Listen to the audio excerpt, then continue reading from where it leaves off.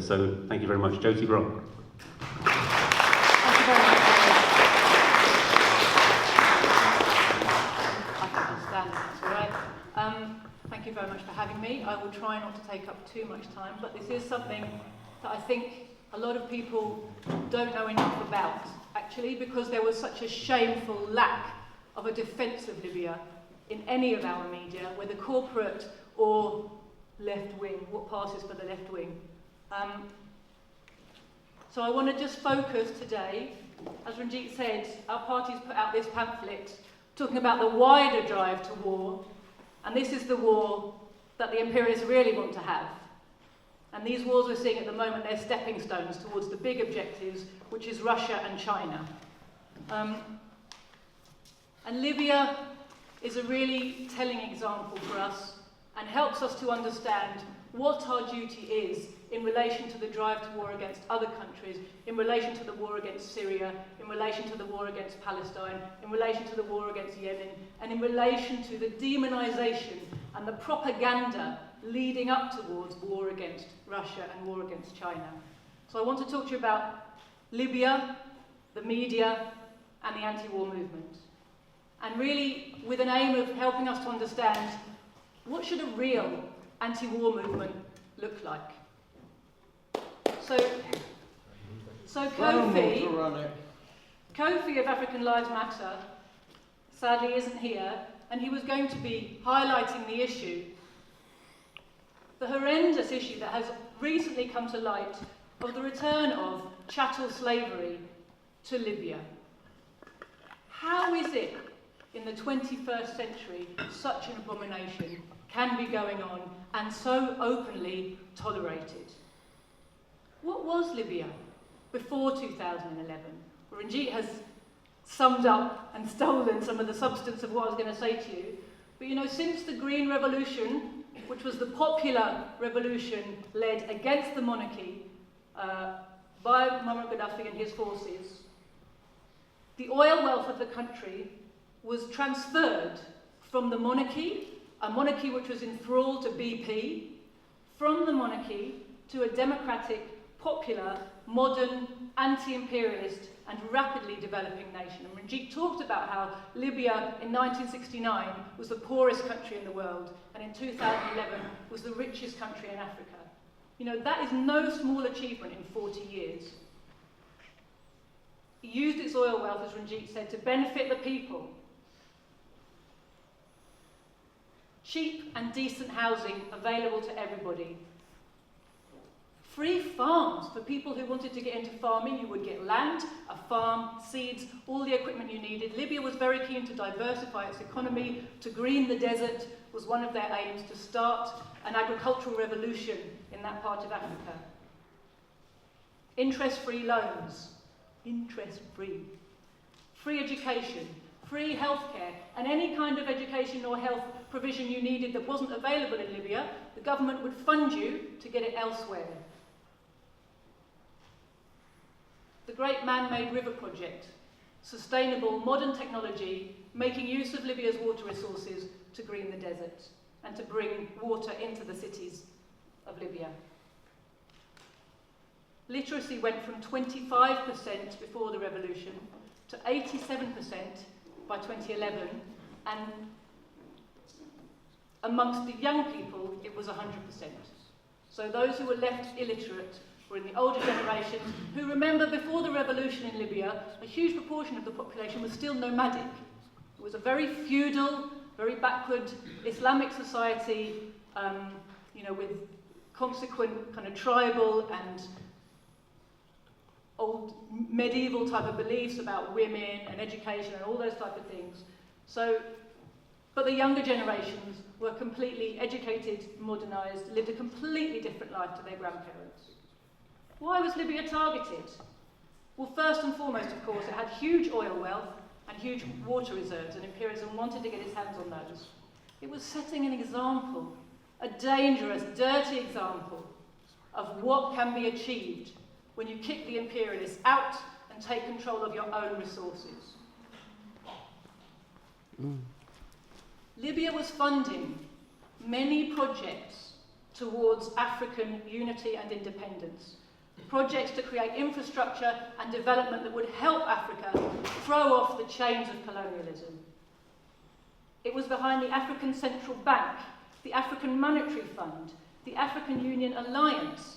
It funded the first African satellite, which finally broke the European stranglehold on African telecommunications and made it possible for Africans to talk to one another, to experience radio, TV, internet, telephones, cheap or free, in their own continent. Previously, they had had to pay European satellite companies, because they had the monopoly of the technology, $500 million every year had to be paid by Africa collectively to have access to the very expensive satellite technology. Libya paid for Africa to have its own satellite, cutting off at a stroke this massive toll, breaking the technology monopoly. It's not easy to forgive him for that, as far as the imperialists are concerned. And of course, Libya was actively pursuing an anti-imperialist policy. They gave financial and armaments backing to the ANC liberation struggle in South Africa, to ZANU in Zimbabwe, to the Sandinistas in Nicaragua, to the Irish Republicans, to the Cubans, to the Venezuelans, to the Bolivians. Everywhere in the world, people who were standing up to imperialism received support from anti-imperialist Libya. They were threatening the dollar supremacy. Colonel Gaddafi, Libya's had a plan to switch to the gold standard away from the dollar and to create a new African currency, the gold dinar. And just plain loot. Libya had huge sums of money in sovereign wealth funds, both at home and abroad. The first act of the imperialists, before they even started the bombing, was to seize $100 billion worth of sovereign wealth funds of the Libyan people, which was in banks abroad. They simply took it. All these things are the motivations, all these heinous acts of Gaddafi, what brought him the ire of imperialism and the title that they give to all their enemies of a brutal and murderous dictator. And of course the media was cheerleading for the war as soon as the opportunity arose, as soon as Libya had been disarmed, and as soon as the Arab Spring broke out in other places, in Tunisia and Egypt, the imperialists saw their moment. They had already been funneling weapons to their own mercenaries in the region. What they needed was a propaganda war to neutralise the opposition at home. Because there was opposition. After the Iraq War, people were really disaffected, disillusioned. They had started to distrust the war propaganda of imperialism. So out came the media with their lies about Gaddafi, painting him as evil, painting him as mad. I mean, really racist, hideous. Actually, if you look back at some of the imagery, how racist it was, they would put pictures of him wearing traditional Arab or African clothing with a headline saying, "Look at him, he's mad." And it's completely just racist imagery. Imaginary crimes they made up for him. They accused him of all kinds of really horrific kind of perversions, anything they could think of. They called him a torturer, accused him of killing his own people, accused him of being corrupt and stealing the wealth. Well, you couldn't make it up, could you? They accused him of stealing the wealth of the Libyan people and then went on to steal many hundreds of billions of the wealth of the Libyan people.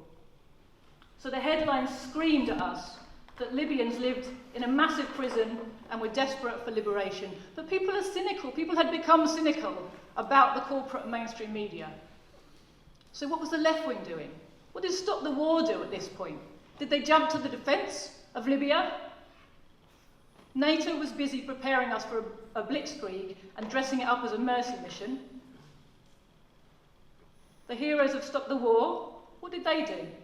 They repeated and they amplified the imperialist propaganda, and they gave it a progressive veneer.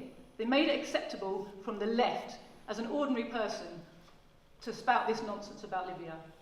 John Rees of Counterfire, formerly SWP, one of the leading lights of the Stop the War Coalition, said, "Nobody is going to shed a tear for the fall of this brutal dictator." That's how he defended people who are about to be attacked. The Stop the War statement said, "The old rulers will not be missed if and when they depart." They all assured us that what was quite clearly a NATO-backed provocation, and armed as well, was a democratic and popular uprising. We had the usual talk by all the Trotskyist groups of people's councils being set up. You know, every time imperialism attacks somewhere, I've seen it so many times in my life, I'm getting old enough now, that you see the same things come around again and again and again. We heard it about Yugoslavia, we heard it about Syria, we heard it about Libya, we heard it about Iraq. There's a popular uprising, there are people's councils. Never, ever, ever have we ever seen any evidence of any. They just say it. Every single time they say it. They run around Stop the War meetings telling everybody, there's a popular uprising, there are people's councils. Andrew Murray, who was at the time the chair of Stop the War and a leading CPB member, and many of you in this room will know he's since defected to the Labour Party, talked about the democratic content of the uprising and how, unfortunately, that was lost after the bombing started.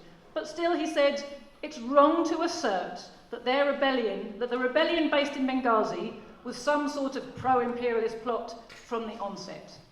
No, that is exactly what it was. It was a pro-imperialist plot from the outset. And worst of all was the article by Owen Jones, so beloved by the left liberal media, given such a big platform to spout shit about which he knows nothing. Yeah.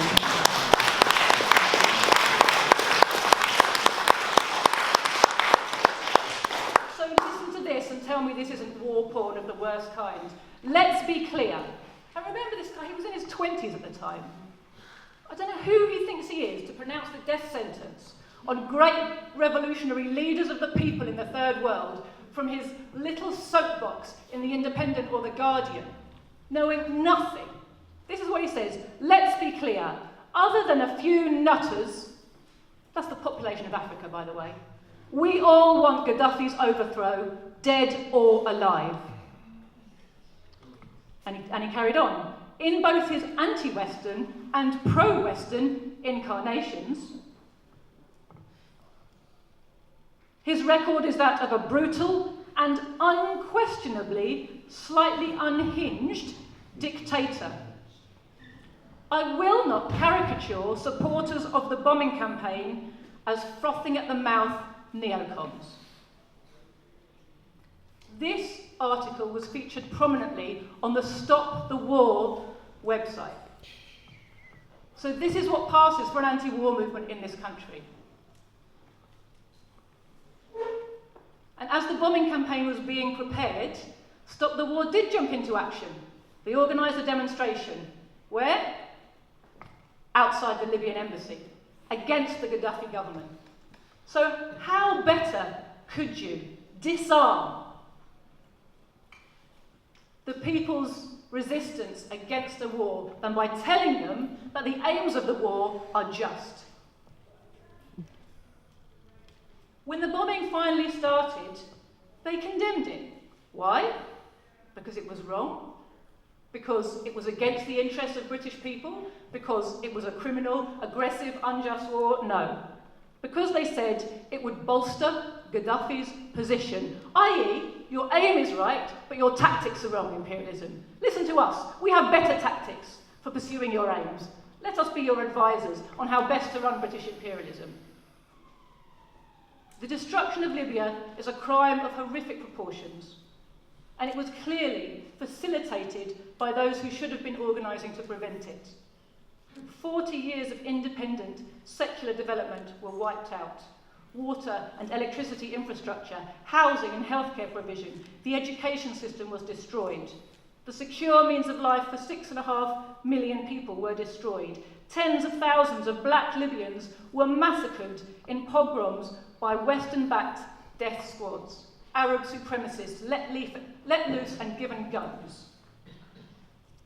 The slaughter of unknown thousands of civilians and resistance fighters, the poisoning of Libya's air, ground and water with chemical and uranium-tipped weapons, the overnight theft of Libya's wealth and oil resources, the destruction of the most prosperous country in Africa, a flood of desperate refugees, the destabilisation of the entire region, and the unleashing of a tsunami of heavily armed mercenaries ready to do imperialism's bidding across Africa and the Middle East, and now in Europe as well.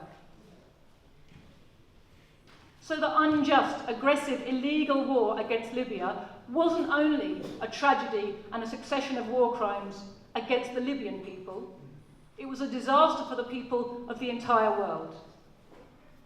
The loss of a country that stood for decades as a cornerstone of anti-imperialist resistance and independence was a blow to the entire anti-imperialist movement.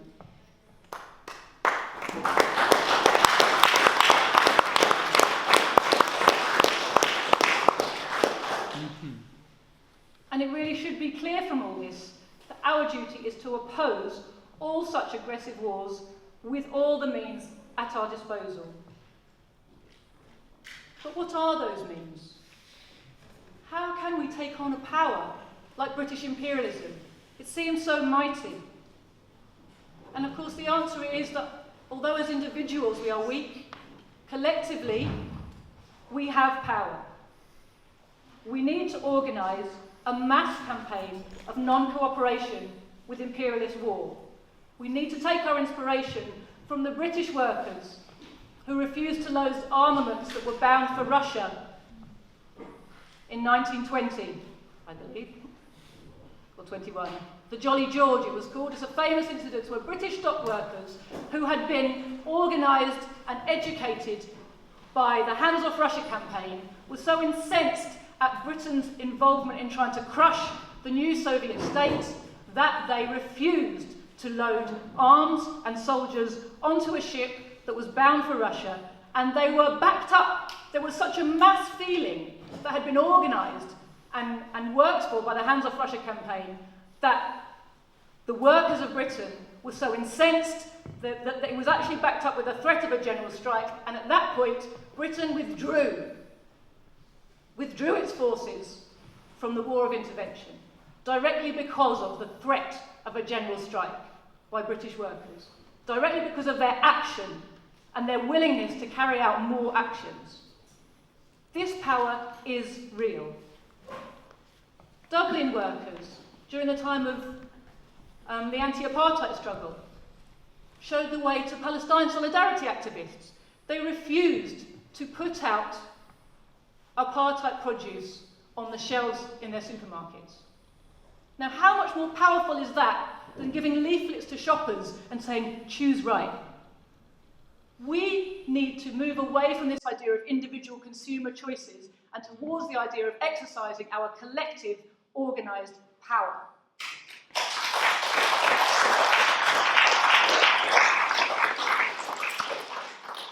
Stop the war's pacifist hand-wringing over the nastiness of war in general. Bombing is not very nice, is it? It's always aimed just as much at the people defending themselves as it is against those who are doing the attacking. And it's always backed up by this line of pro-imperialist propaganda which underlines the brutal nature of the targeted government. This is not anti-war work. This is conscience salving. This is calling people out for the occasional demonstration so they can go home and say, oh well, we tried, and not feel so bad, not feel that the blood is on their hands. Stop the war and the entire Labour Party affiliated leadership of what passes for a working class movement in this country, i.e. the trade union leaderships. Avoid like the plague any attempt to really educate workers about the true nature of imperialism or their own collective power to sabotage the war effort. Such activities on their behalf would be the end of their comfortable careers. You wouldn't see Lindsay German being interviewed on Radio 4 and getting column inches in The Guardian if she was truly organising working people to oppose and sabotage imperialist.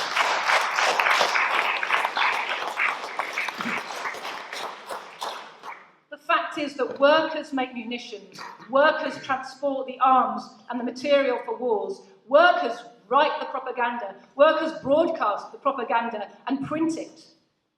Workers do the actual fighting.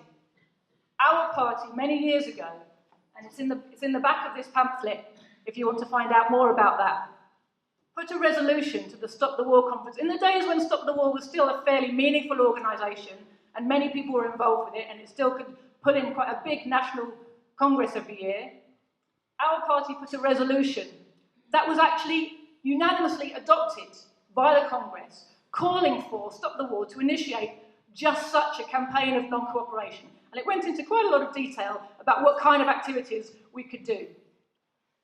And Stop the War leadership was quite clever.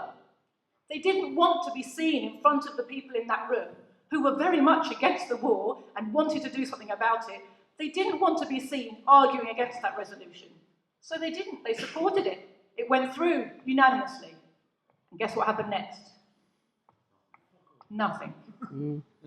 It's on a shelf somewhere, gathering dust. If it wasn't for us, no one would remember it was ever passed. They know how to do their job, those people. But not long afterwards, when we, our party, tried to show that what they were doing in relation to Libya was wrong, we were expelled summarily, without any recall, without any chance to even tell people what was happening, without any case being put against us, completely unconstitutionally. And when we went to the next annual meeting to try and have our say anyway, who was in the chair and making sure we didn't speak? Jeremy Corbyn. A conscious working class, organised en masse to deliver a real blow against our rulers' interests and some real solidarity to workers being attacked abroad, terrifies the leadership of Stop the War and the trade unions as much as it would terrify the ruling class itself, because fundamentally they identify their interests with the interests of British imperialism, with the interests of the status quo. In one way or another, they are all tied to the imperialist Labour Party, which, like all the other capitalist parties, has a one-point programme: save British imperialism. Libya is a terrible lesson to the people of the world. The least we can do, collectively, to make amends for the failure to stand in its defence is to learn the lessons it teaches us. Imperialist aggressive wars must be actively opposed and sabotaged. And the first step of such a non-cooperation plan is a vigorous information campaign. We must refute the bourgeois lies about the targets of their wars.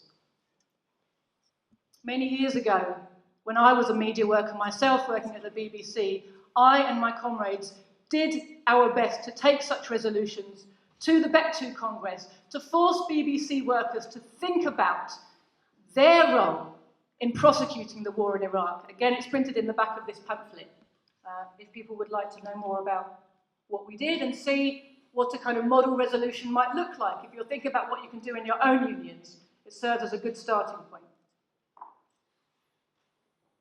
We must be prepared to stand with and to defend those who are being attacked, to call for and work for their victory and our own rulers' defeat.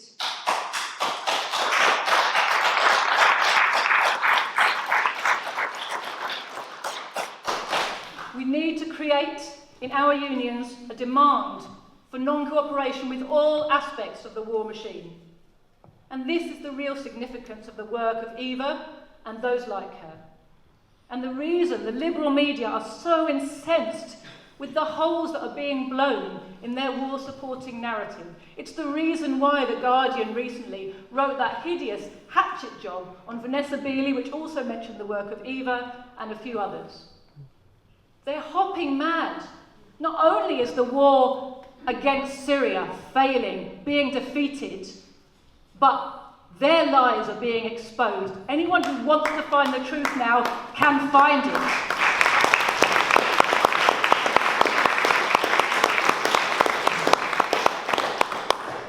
So these people, Eva, Vanessa Beeling, they are helping to lay the basis for a real anti-war movement, which is not afraid to expose imperialism's lies, not afraid to stand with those attacked, not afraid to say no cooperation with imperialist war crimes, victory to the resistance.